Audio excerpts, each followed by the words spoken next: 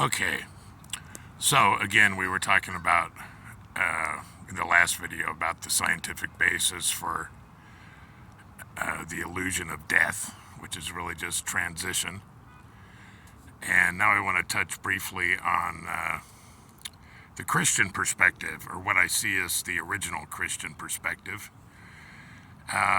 Somewhere in the Bible, it says that Christ said, "Death, where is thy sting?" And you also have to consider that somewhere in their New Testament where he's talking to his disciples and he's telling them, hey, yeah, I'm going to go off for a few days. And they're like, oh, well, let us come with you. And he's like, no, you can't make this journey yet, but I'll be back. Don't worry about it. So he wasn't telling them, oh, I'm going to die.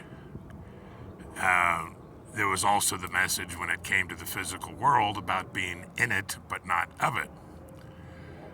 So, again, when you look at it, there was never any message, even in the current version of the Bible, from the Christ, where he said, go out and tell people I'm going to die for their sins and be the Yom Kippur sacrificial lamb.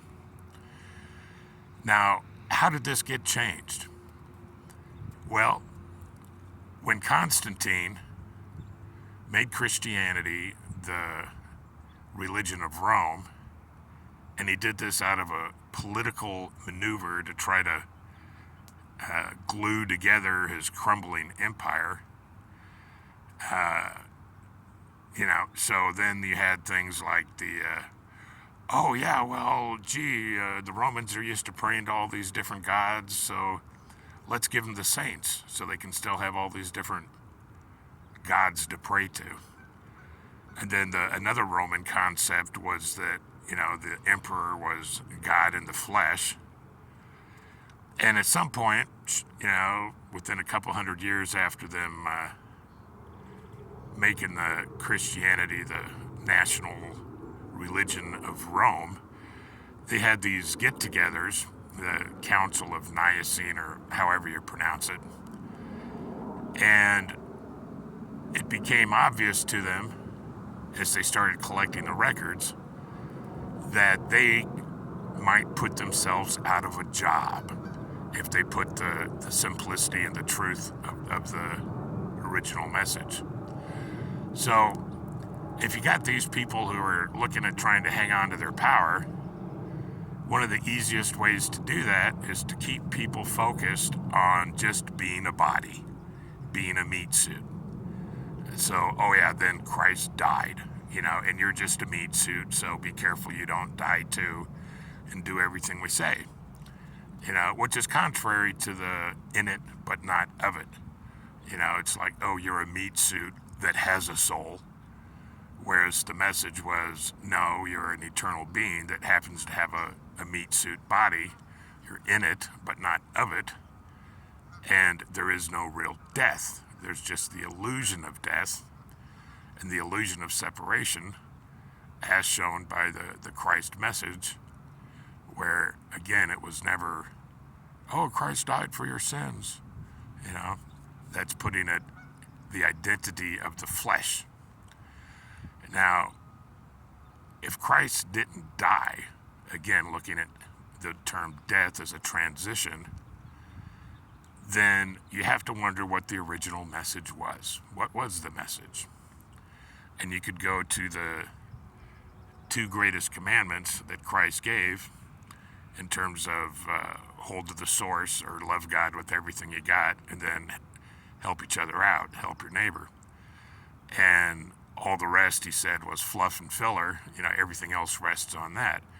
Why is that so? Well, again, if you look at the Old Testament version of the Adam and Eve, some people say, the original sin was disobedience, which is convenient because, and again, these would-be power brokers who set themselves up as spiritual leaders can say, that's why you have to obey us, or you're going to hell, you're going to die, God will exclude you, which is a bunch of bullshit.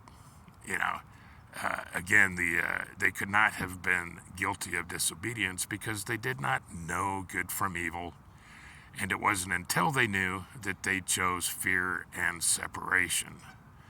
first from each other. Oh, we're naked. Quick, get some clothes on.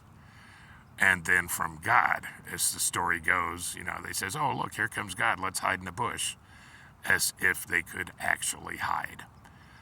So it was the path out of the garden, according to, the current Bible and my interpretation of it, where they chose fear and separation.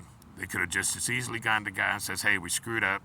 Didn't know it then. We know it now. How do we make this right? What do we do? No, they chose fear and separation, which is why the Christ gave the two greatest commandments as the road back to the garden. Hold to the source and help each other out. Stay connected to the source and stay connected to each other. And there is no real death. Don't let the small stuff trip you up, because it's not like it's going to kill you, not the real you. So I just wanted to point that out. Again, it's certainly a bit controversial by the current standards of Christianity. And I originally had wanted to do this video back around Easter, but I figured that might be a little too sensitive for some people, because again, Easter's, oh, Christ died and came back in 3 days. No, he transitioned and then retransitioned and gave the message that death, where's your sting? Look, people, you're not a meat suit. You don't have to worry about death per se. It's all a transition. So that's that perspective. And again, this is just how I look at things, my interpretations. You can take it or leave it. But I just wanted to put that out there. All right, we'll see you in the next video.